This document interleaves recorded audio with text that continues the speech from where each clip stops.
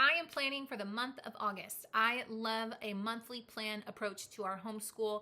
I like small goal setting because I have learned over the years that if I try to look at something over a long period of time, it never fails. Something always changes, and then I feel guilty and bad, and then I'm adjusting things constantly. So I have found a good rhythm of doing a monthly plan. I have a template that I use each month to track some of the workbooks that we do, and I just do this very simple task at the beginning of the month, and it really helps me get a good picture of what the month is going to bring. It helps me keep on track, and it also helps me stay motivated to get the tasks done. And it always feels good to cross things off throughout the month. This year, I'm going to try something a little bit different. And I'm still using my monthly planning sheet, but I'm gonna try and add a couple of things, and I'll explain that as I go. One of the first things I'm going to attempt to do, and I'm actually kind of nervous because I don't want it to overwhelm myself. You know how it gets when you plan at the beginning of the year and you just plan all the things, but then when you actually get into the year, you don't do all the things. So I'm a little bit nervous, but I think it's going to be good. And the reason I decided to do it is because this is our first year we're in this co-op, and I'm having a hard time balancing the things that I want to do plus the things that we need to do for our co-op. So I decided to make a monthly plan for our family subjects, which is new. And I'll show that to you guys here and how that's set up. And then I will show you how I plan out my kids' workbooks, just an easy way to track and set goals for the month. So let's start with the family subjects. I eliminated a planner a few years ago when I started this because I found myself planning and then rewriting and then rewriting and rewriting. And I didn't want to do that. I just wanted to write things down one time. So I just have a little binder that I keep stuff in that I do to plan. And in here, I've got now this family plan. This is what it looks like, and I will turn around and show it to you. This I set up last night. It probably took me 2 or 3 minutes to make the chart, and I think I did it in a PowerPoint. And then it took me about 25 minutes to put the content in. So it really wasn't that bad. And when I look at it as a whole, I'm like, wow, we are gonna do a lot. Because when it's written down, you can really get an idea of what it is. So that felt really good. I tried to keep it really simple, and then as we read it, I'm just gonna highlight it that we've done it. Let me flip this around and I can kind of show you how it's set up, just to help us track the different subjects we're doing together as a family. Here's what that chart looks like. It looks like a lot, but it's actually quite simple. I have planned it out since we're starting the last week of July. I've got 5 weeks here, which is mostly August, and then these are the actual dates. But I've got the subjects here, and then it's broken down by each week. For scripture, we'll be working on Psalm 121. This is our next hymn in our hymn book, so we'll work on that for the month of August. And then we use these answers books for kids. I just marked down a goal for 3 a week, which is what these pages are. Then 3 poems a week, which is listed here. And I just wrote down the title of each poem. I mean, it didn't take long at all. This is the picture book study I'll be doing with my little two, but I'll be reading the book out loud to all my kids. Each book of the week I've put here, and I can link this camping bundle below. For history and science, we're following our co-op, so this was actually kind of the hardest for me to plan. We won't do it the first couple of weeks, but then when we start, it'll have to be kind of a balance figuring out how we're going to fit it in. We're trying a new geography, which is just once a week, and I've put kind of the reading assignments here. Our composer study is here as well, and I've got the intro and then different listen and learn topics that are in this study. This is from Simply Charlotte Mason, and then this is the novel that we're going to be working on, and I can link that novel guide below. As I mentioned before, I've never tracked family subjects like this. I've always just focused on math and language arts. So this is a new thing for me. I don't know if it will stick around, but as of right now, I kind of like it. So we will see as we get into September and the later months if I decide to do it again. Now getting into the subjects for my individual children. As I said, I've only done math and language arts in the past. However, this year, my kids have some different individual subjects that have workbooks, and I feel like it would be good to just track it. So whereas before everybody's chart looked the same with math and language arts, this year it kind of got a little unique. So that's why I like stuff like this. That's why I don't use a planner, because each of my children is different. And I like making these charts according to them and what they're doing. So I'm going to start with the easiest one and work my way up to the more involved. This is my 6-year-old. These are the charts, and I will link them below. Hers I kept exactly the same like I've always done. I tracked math and language arts. And so what I do is I just take her math workbook in hand and I just flip through it and jot it down. And let me show you how I set this up. It's very simple. Okay, the first thing I'm going to do is label this the month and the child.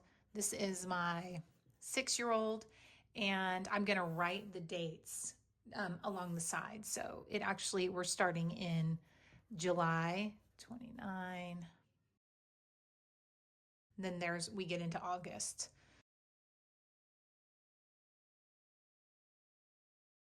Right, now that I've got the dates, I'm going to open up her math book, and we started this at the end of last year. So we're just going to pick up where we left off, and I'm not going to really focus on this too much.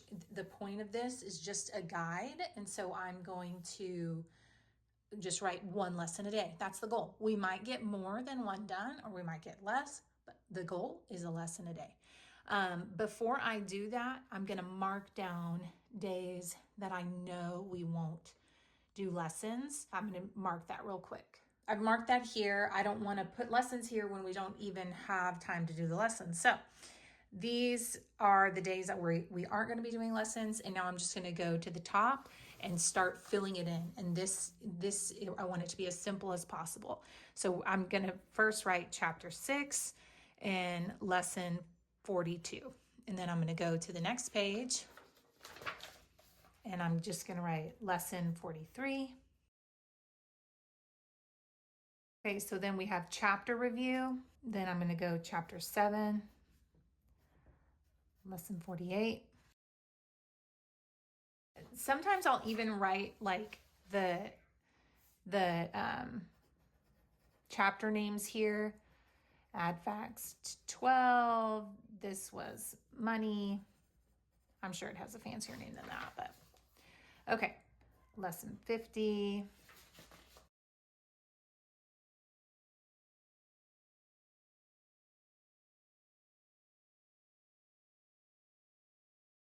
Okay, so now this was done, and you can see that really wasn't that long. This is what I have planned for math. I like this because I can see we're going to cover 1, 2, 3.5 chapters in the month of August, okay, if we stay on track. So now for her language arts, we're doing picture book studies, and I have that listed here in our family subjects because I'm reading them aloud to everybody. I don't really find a point in doubling up my work, right? So I'm just going to make a note in here and maybe just write picture book study, and then it's the theme is fall, and we're going to do that all the way through here. Okay, and that's all I'm going to do because everything is listed in those studies. This is just tracking. My study is going to track it for me, so I don't really need to do it again. Okay, so then this child is finished. I'm interrupting this video super quick because since I have filmed this, I have made a completely editable monthly planning template that's now available for you guys. You can still get the free one. That's a PDF with a couple of columns, just like you see in the video. But if you want one that you can manipulate, you can add as many columns as you want. You can take away rows. You can change the font. Whatever you want to do, I'm so excited about this. It's available for you. So I'm linking this one below. You have an option to get the free PDF, or you can download and purchase this editable template. All right, let's get back to the video. So that was for my first daughter. That one takes no time at all. Especially once you start getting used to how you're doing it, it can go even quicker. Next is my next daughter. I have math on there for her. For language arts, we're doing novel studies, which I have written on the family chart, but she's also going to be doing a couple more things to supplement these novel studies. And this is individually for her. First is some grammar review. This will be her first time doing a formal grammar curriculum throughout the whole year, and she's going to be using daily grams. So I have added, she's got a math column and she has a grammar column. The other column I have for her is spelling. And just to kind of explain why I've decided to do that, I talk about my novel guides all the time and how you can study spelling with novels. And we do that. She is her own unique creation of God. And she, I think, would benefit from a little more supplemental help with spelling. So I have decided to add in a supplemental spelling workbook to work through with her. I don't know. I decided on this last minute. I don't even think it's in my curriculum pick video. I don't know if we'll do it. I just want to try it out. I want to see how helpful it really is. What I love about language arts and the method that we do with, I call it DIY language arts. We can literally do whatever we want. I can pick the novels that we read and I can adjust it for each of my kids. And that's why I had a hard time writing the novel guides at first, because it was like, you can do so much with this. It really depends on your kid. And I kind of explain that when I talk about grammar. You have so many options with grammar. Personally, for my family, we choose to study a little bit of grammar and passages, but also do grammar review. For spelling, I only use the passages for my oldest child. She's a natural speller. She's really gifted in that. For this next child, I think she needs a little bit more. And so I've decided to add in a little bit of spelling practice, and we will see how this goes. That was a spiel, but I felt like I had to explain myself, which I really don't. I can do what I want. But I just want you to know, because I sell these novel guides saying it has spelling. It does. But this is my child, and I love her, and I know her dearly, and I know how she learns, and I think this will help her. So I hope that encourages you to take a curriculum and make it work for your kid. Okay? Are we good? I get passionate sometimes. So she's got math, grammar, and spelling. Let's take a look. I will show you how I fill it out. Okay, I am starting a new child. I have some different subjects here. This is the first time I'm doing that. We're gonna just see how it goes. See how I like this. Okay, so I'm gonna fill this out really quick and then we'll go through and do the text. All right, here we go. So we're starting chapter 3 and it's adding 2 and 3 digits, I believe. Add and subtract 2 and 3 digit. Okay, so here we go. Chapter 3, and it's lesson 18. This is what I'm looking at right here.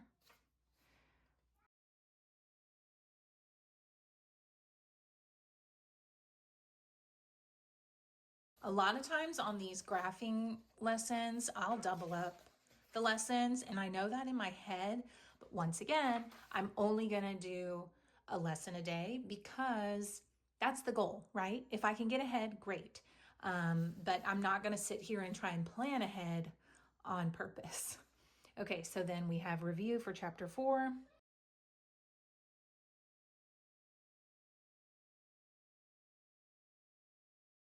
Okay, so that's where I'm gonna end. And I can see that we're gonna cover chapter 3, chapter 4, and we're gonna start on chapter 5. I didn't write that down, so I'll put that in here. Okay? All right, so math is done for this child, and now I'm gonna move on to her grammar. This one will be so quick and easy because all it is a daily assignment. And so I'm gonna start with day 1 right here. And I know how this book is set up. I don't even have to look at it. There's no like quizzes or anything. It just goes by the day. So I'm gonna put in day 1 right here. I'm just going to fill in the numbers and that's it. So a 1, 2, 3. This might seem like a silly, pointless task, but I'm telling you, it keeps me on track. The checking off when we're finished feels great. And it lets me see how far ahead we're gonna get into the month. So this is the next book, and this is gonna get tricky because the way that it's made is to do one day a week, and my week just does not flow like that. So I'm going to force myself to let that go and just tell myself that consistency is best. And I'm going to do a page a day. So what I'm going to do is go through here, and I will probably just write the page number. Page 20, page 21.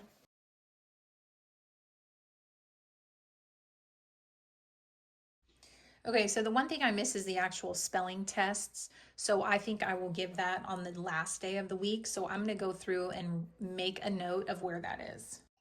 All right, so this is the last week of week 1. It's page 23. I think right here I'm just going to write test. And, if I want to change that next time, I will, next month. That's the thing about planning monthly. You can make adjustments. Okay, and we'll see how that goes. I kind of have a feeling we're not going to get this far. This is a lot. This is new. So, and spelling is new. So this is always just a guide. I'm not going to get upset if we don't get it. This is just a way to track. And I just realized I have another page down here. So there we go. Okay, so this child's done. Okay, last is my oldest. I've changed hers as well because she has individual subjects that I want to just track. For her, I'm going to be tracking her math. For language arts, we do the novels, but she does have a grammar workbook. So she will have daily grams on hers. And then her and I together are doing a biblical worldview course. This course is made to do every day. I don't plan to do it every day. I'm thinking once or twice a week.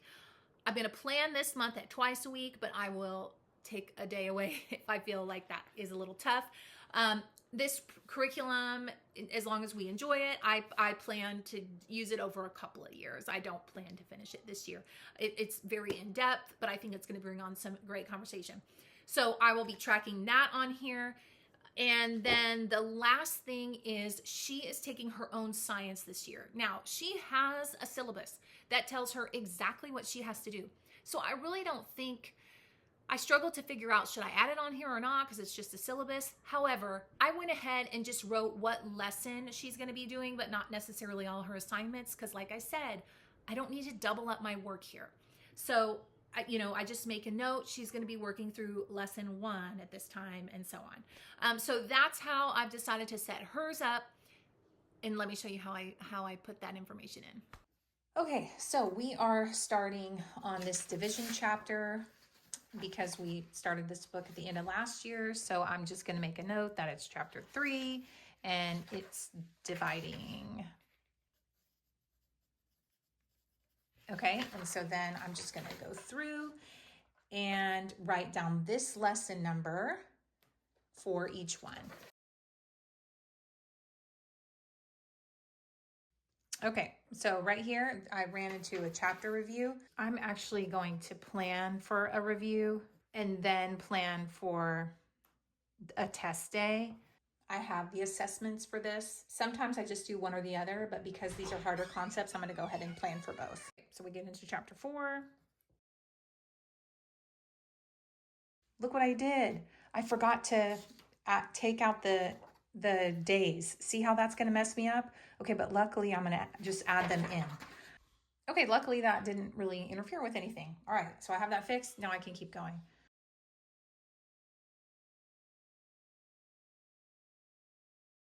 Okay, all right, looking at all of this content is a little overwhelming. But that's okay. We're going to go with it. We're going to do it.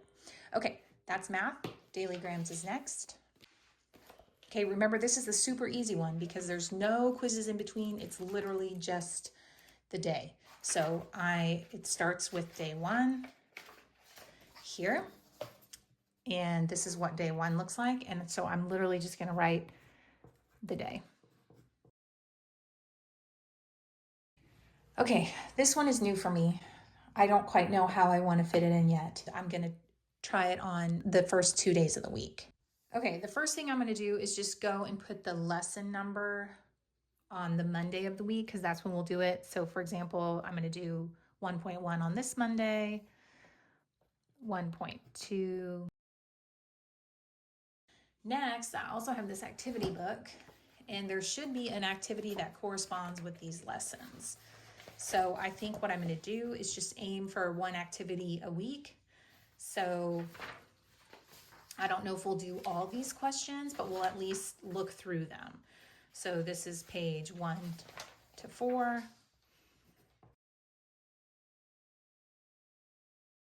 Okay, that's it. I think that is a decent goal for something new that we haven't tried. This is made to do every day, but I'm not doing it that way. Okay, the last thing I have is science, and I'm iffy about this one. I'm just going to write down the lesson that has to be read because her assignments are already listed in the syllabus, and there's no point of doubling the work. And just to keep privacy of the co-op and that teacher, I'm just going to fill it in, and I'll show you when it's finished. Okay, that's easy enough. They spend 2 weeks on one lesson, and there's all these assignments in between, but I'm just going to point out that we're going to be on lesson 1, and then we're going to be on lesson 2. Okay, that wasn't so bad. Hopefully that was helpful to see. 25 minutes I mentioned for the family subjects chart. Doing that, even while filming, took about 30 minutes. So less than an hour a month. And the whole month, I have a brilliant picture of what's to come. And then at the end of each month, I can adjust and change as I need. This just always feels so good to me. It really just gives me peace of mind. Decisions are made, the plan is in place, and we can move forward. And then, I get tempted. Oh, I should just do September, October, November, December because it doesn't take that long and I'll be all set to go. But the problem is I'm constantly adjusting. So I really want to give myself the space to do that so I can find good rhythms before I plan way ahead. So setting small goals and just simply tracking the workbook pages I want to get done has been such a good fit for me for planning. It has eliminated my planner, and it just has given me a great peace of mind. And I share it here in case you think about trying something out like this as well.